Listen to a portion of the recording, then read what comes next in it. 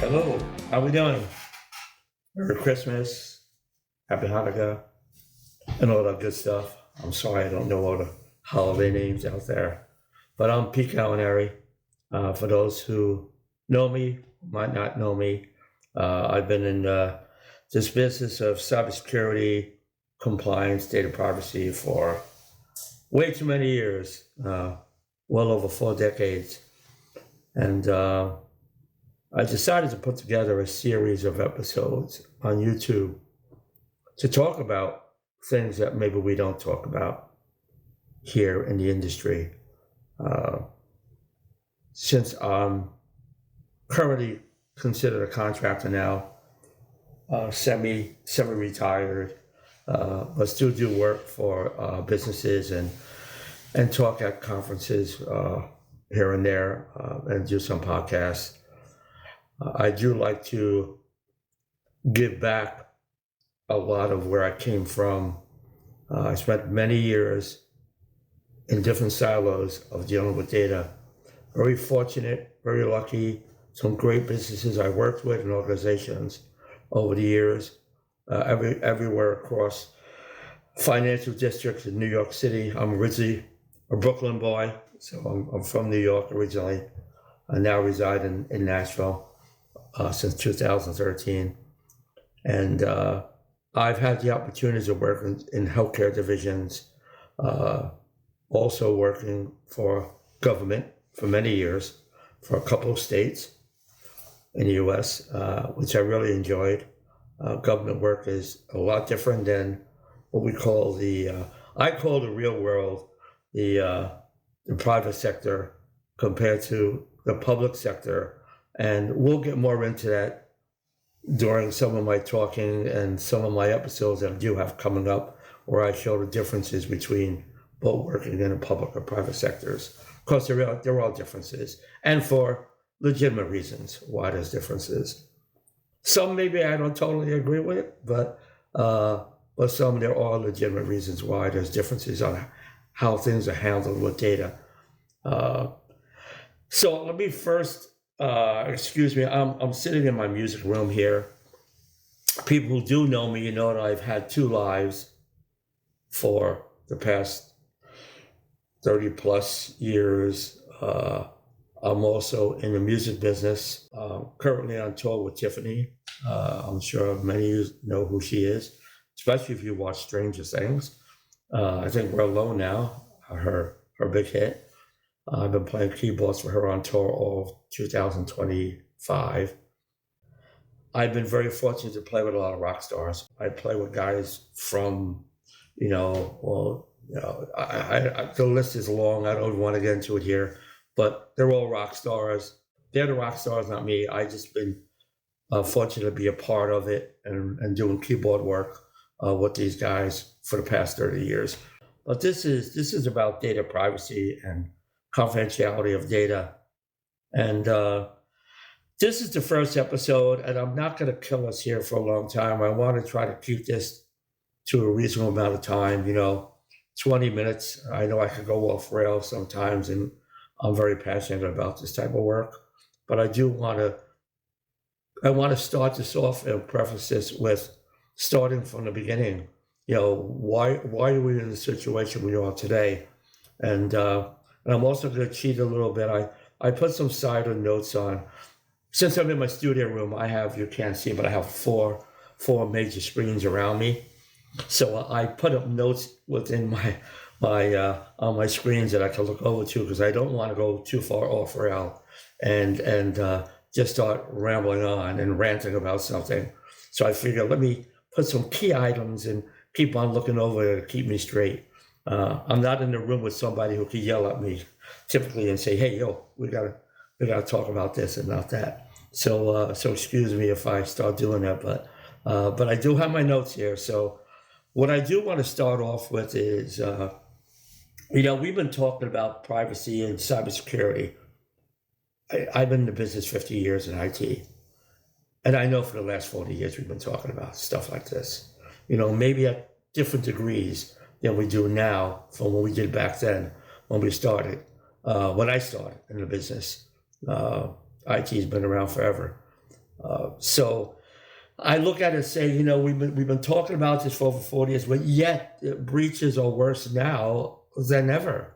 And my question is, so the question isn't what we know, it's why nothing is actually changing.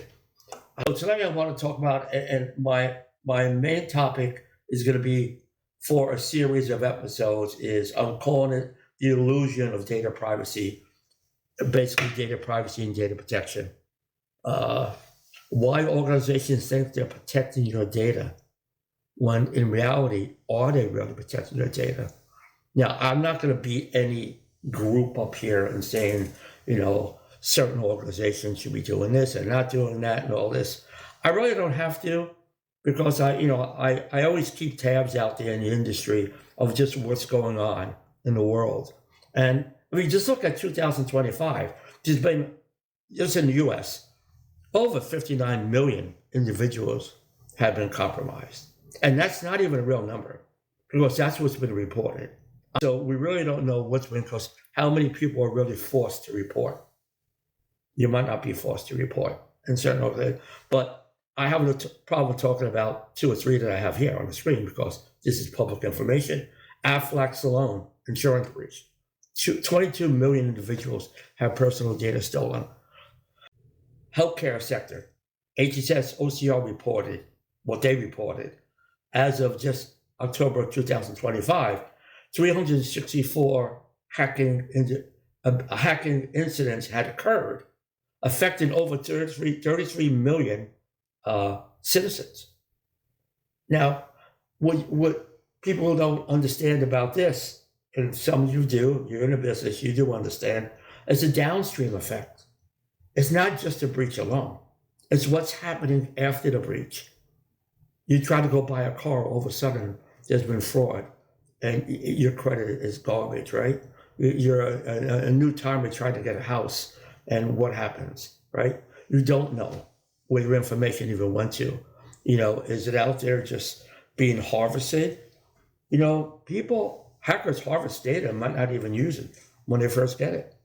They're going to hold on to that data. Maybe down the road, all of a sudden, they're going to go after things for your identity, and then you're really screwed, right? So things like that bug me about when there's statements made about organizations saying that they protect your data. I'll give a little talk here, because this is many years ago in New York, and I remember I was invited to a conference. And I sat in the audience, and I won't say what organization this was, but it's a very large computer organization, right? And I remember one of the CEOs of the division got up in front of everyone and made the statement that his division was 100% secure. I'm sorry, I chuckled. And yeah, I'm going to chuckle out loud sometimes. And some people sitting around me, looked at me. And I didn't say nothing after he made that statement right away. But he kept on going on and on and on, how he's 100% protected. And I just basically had enough after a while, and I just raised my hands. I wasn't mean or anything. I just said, you made a pretty bold statement out there, really bold, that you're 100% protected. He said, well, yes, I know I am. I said, that's good. So I took out my flashy, my flashy flip phone. And I went, do you allow people to bring these to work? And he says, of course, our people have cell phones. We know they have them at work. I says, well, you're not 100% protected. Bottom line. That's it. I don't have to talk about this any further. You're not protected. It only takes 1 second, split second, to take a picture of what's on the screen and send it to any country I want in the world, or anybody I have on the outside of the business, or anybody I might be in collusion with, right? To cause insider threat issues. He did not like me at all. You could see daggers looking at me. His guy probably wanted to meet me in the parking lot. So I just laughed, and I just tried to explain that I would never even tell my bosses when I was a CSO, a CISO, data privacy officer, in front of my bosses, my CEOs, to say, we're 100% protected. Are you kidding me? Why would you make that statement? Why would you even do that? There's some 12-year-old down the street already hacking you probably, right? Especially nowadays. how do you hack an environment? Just go online, ask chat, it'll tell you how. And I had the luxury of working across both the public and private sector for a long time in roles where I saw what really happened with data, what should have happened with data, and what didn't happen with data, right? And it was disheartening at times because if you're dealing with companies that have your data, your own, and it's mine, or my family's data, my kids' data, right? I have a concern about how you're handling data. So, I have some talking points here. Is what they'll say to you is that, oh, we got security policies, and we have privacy policies.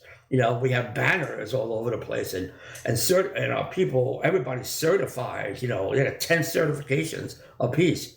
What does that really mean to me at this point, right? We buy a lot of security tools.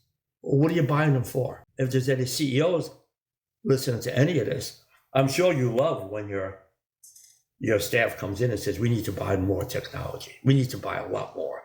We need another $10, $20 million for this and that. That's fine. I used to love shiny tools. I was a techie for over 20 years, so I enjoyed the toys, but you have to have a reason to buy the toys, right? And I'm going to get to that in a second. And then you have compliance checklists. I used to love this. I deal with auditing. I was responsible for PCI in New York City. I had 92 million credit cards I had to worry about throughout the U.S. But people say, we got checklists and everything is checked off, and this is really good. So this is going to make us 100% audited, and we're going to be in good shape. That's not so true, right? Checklists are great. That's just what it is. It's a checklist. It's to try to keep you insane, keep you sane at times to make sure you're covering items you need to cover. Well, what did that really do, that checklist? What's inside of that? How is it auditable? How much is it auditable?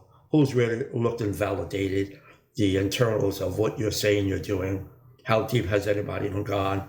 They just look at the surface. So again, other episodes, I don't want to kill it here because I'm just trying to make noise right now. And one of my key lines is, with all this privacy theater looks good on paper, right? It looks good on paper, but paper doesn't protect data, not at all.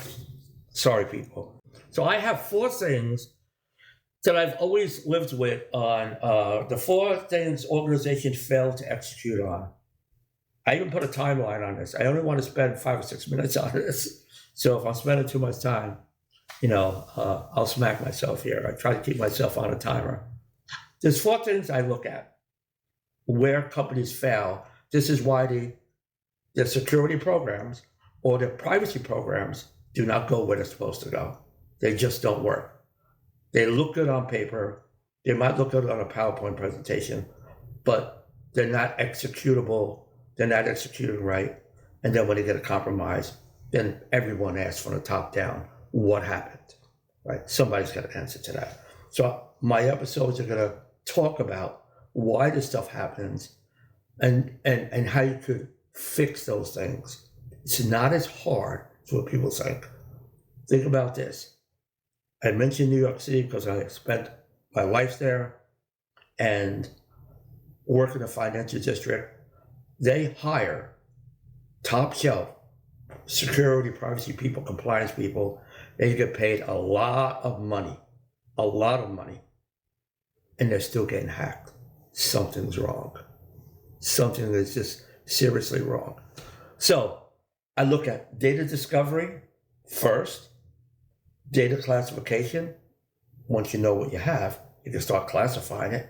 Then I look at data privacy, because then once it's classified, then we have to understand how things have to be handled, how it has to be touched, who it can be shared with, who it can be disseminated to, all those, who has access to it. And data security. Data security happens after those other things happen, because security doesn't know what to do with anything until they know what they need to do with it. So now I'm going to get on my bandwagon a little bit. And this is my biggest thing that you're always going to hear from me. I don't care whoever wants to argue it. IT owns no data. Yes, technical diagrams or whatever. They don't own citizen consumer data. That's the business. That's why you have a business area and you have an IT division.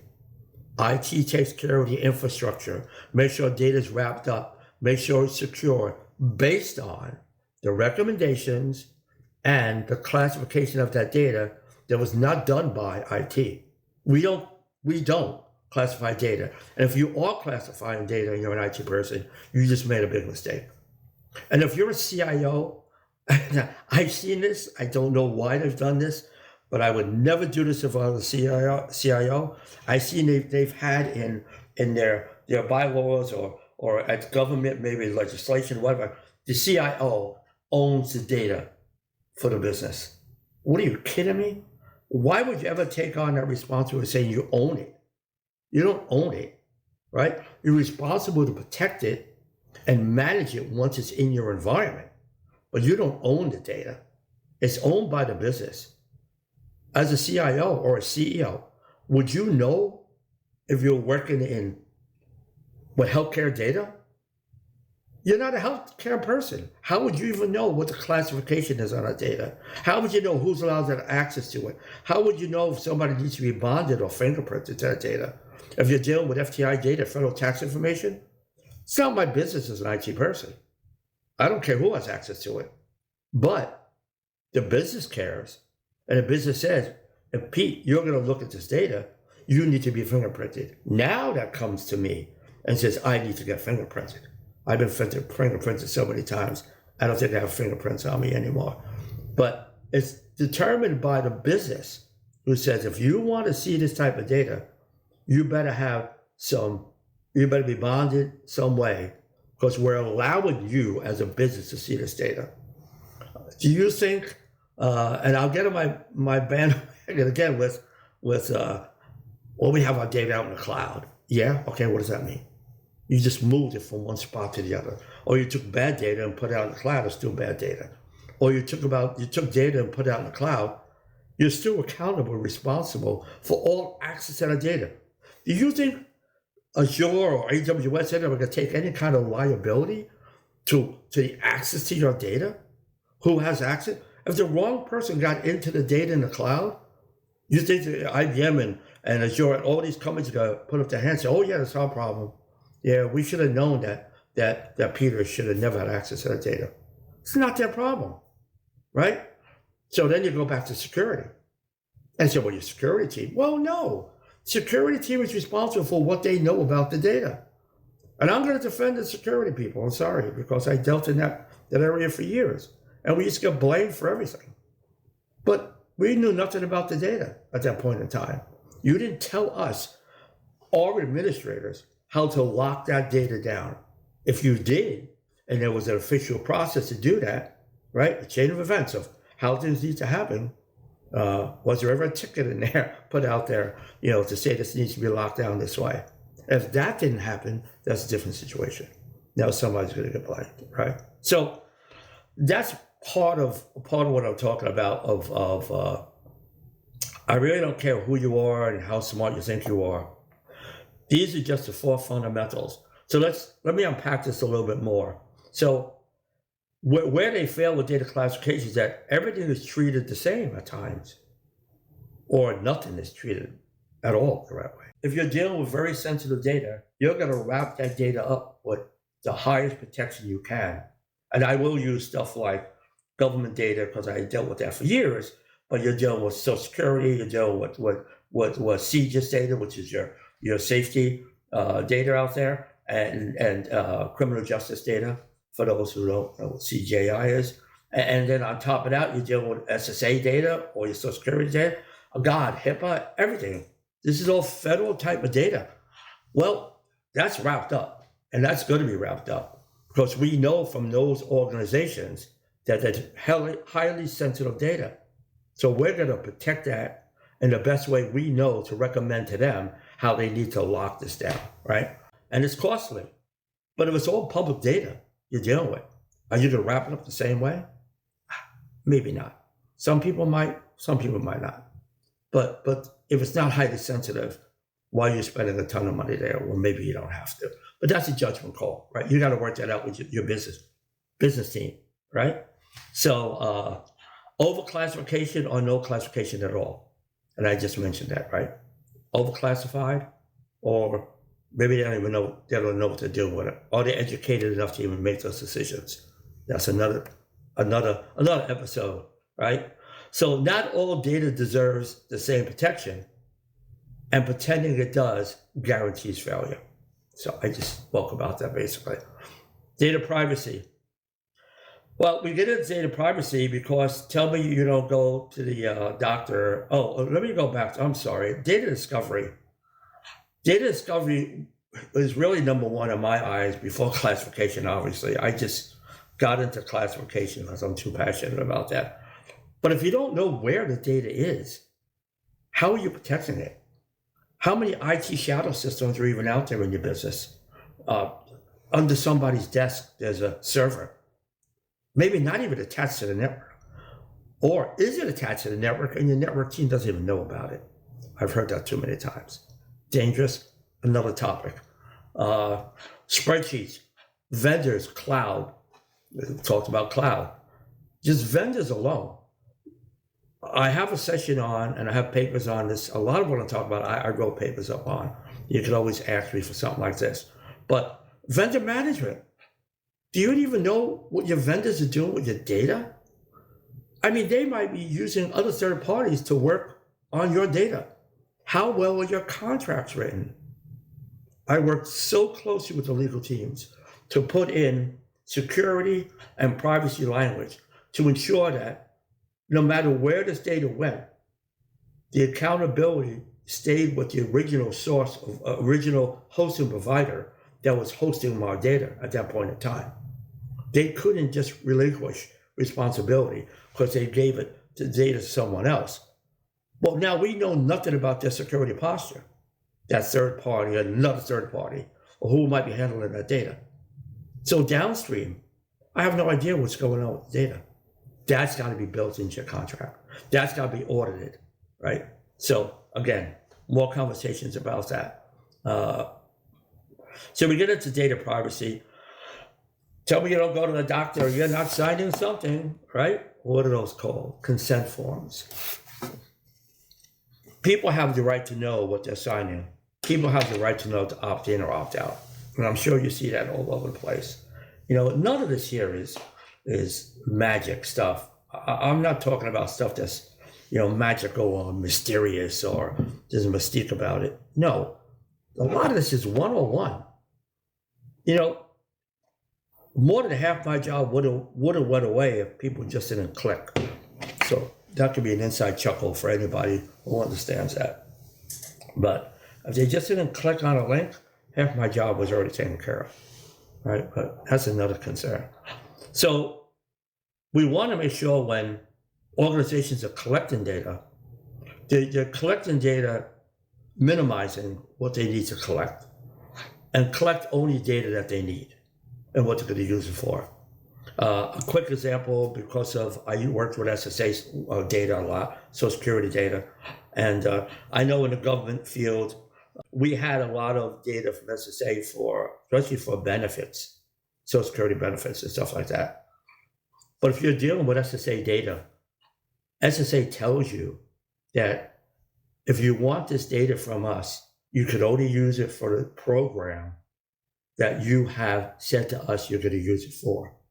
So my friend Harry in the next cube over could not come over to me and say, wow, you got all this citizen data and from SSA, I could really use this for my program. No, you can't. You can't. That was not authorized by SSA that you can now take that data. They make sure they have control over where that data is residing and for what program it's being used for. And privacy is treated as legal paperwork, not operational behavior. Oh boy.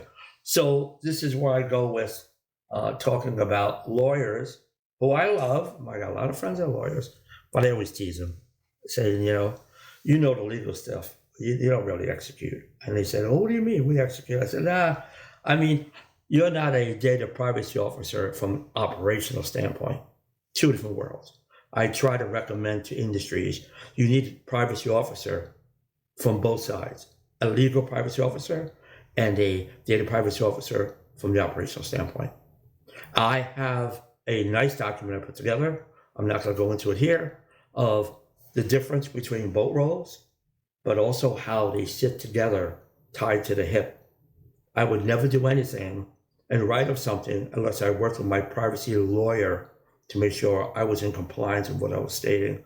And my lawyer would never go through making decisions until he or she spoke with me and said, from an operational standpoint, how do things happen? How did a compromise happen? Where does the data reside? Are these on servers? Is it on a laptop? Is it on somebody's?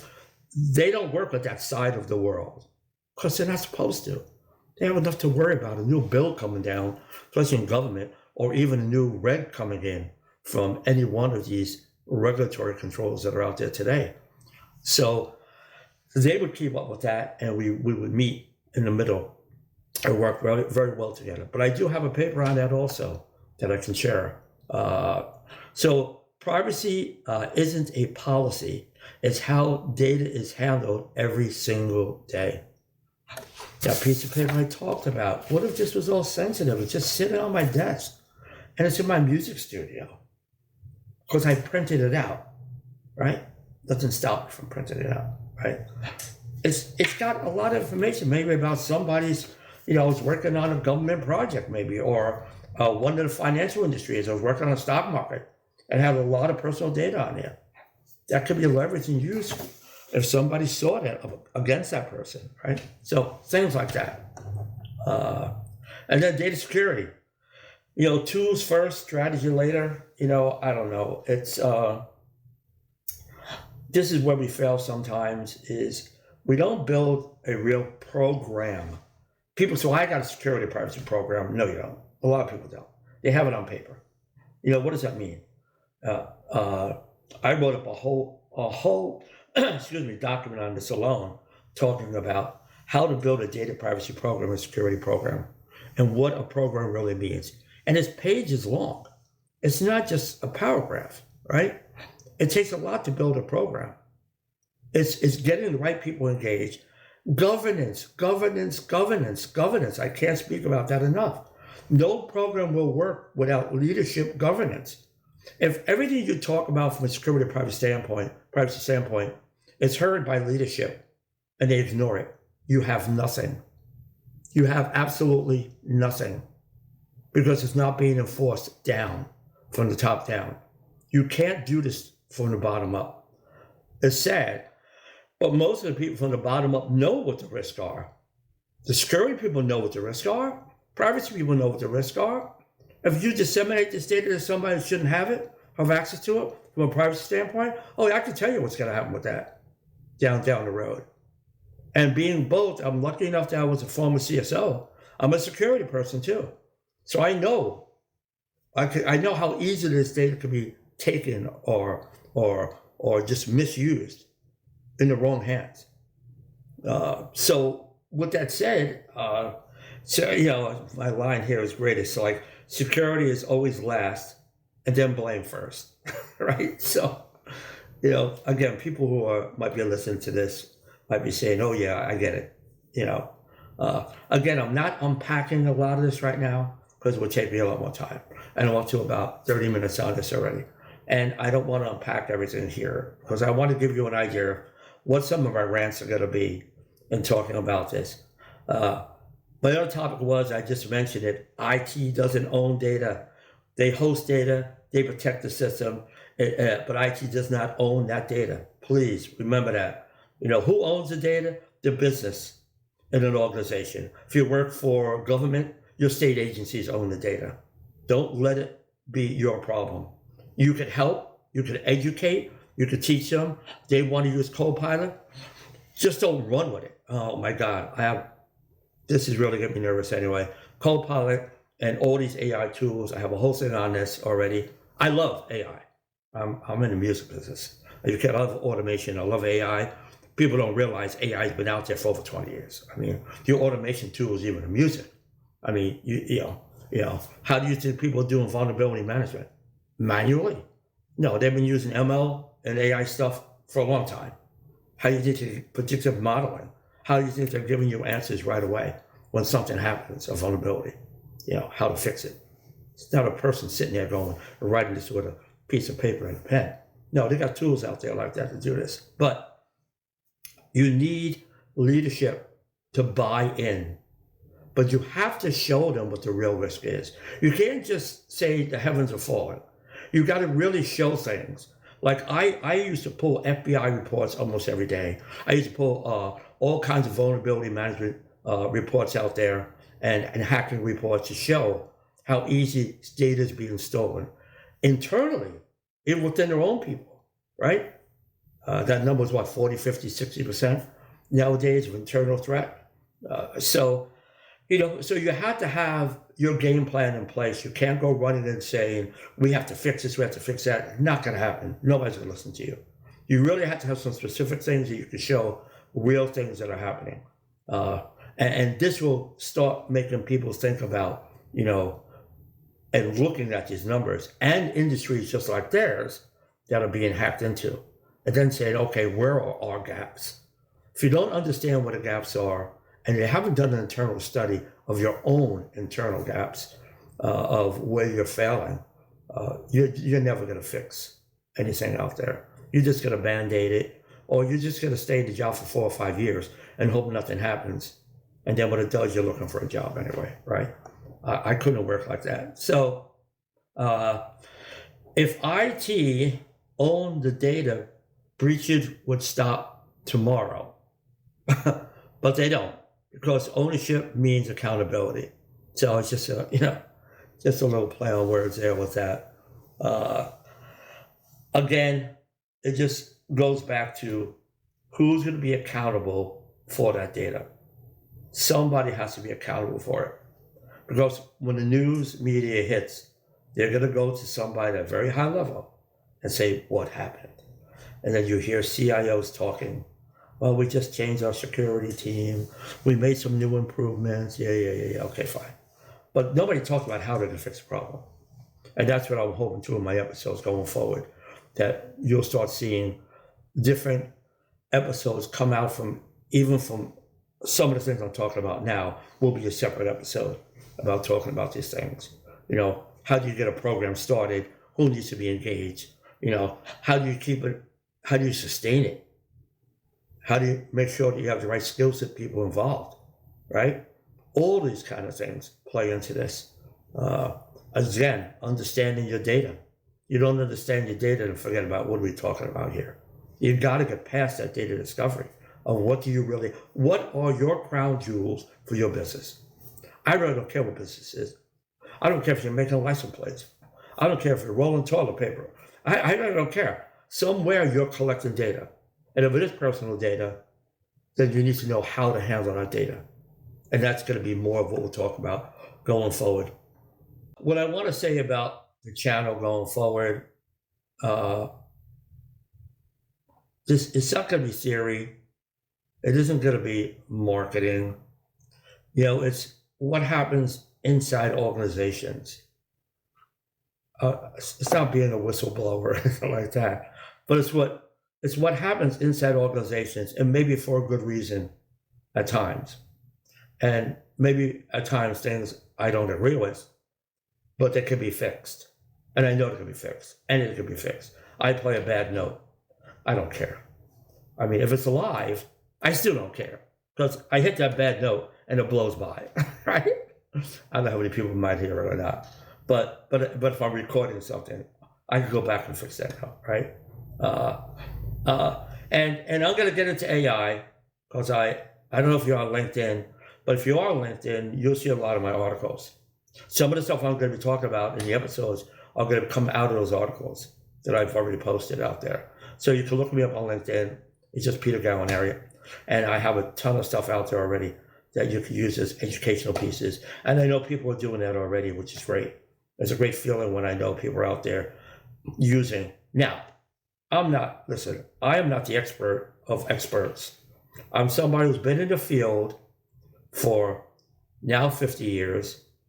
I started when I was 5. Yes, I know I look great, don't I?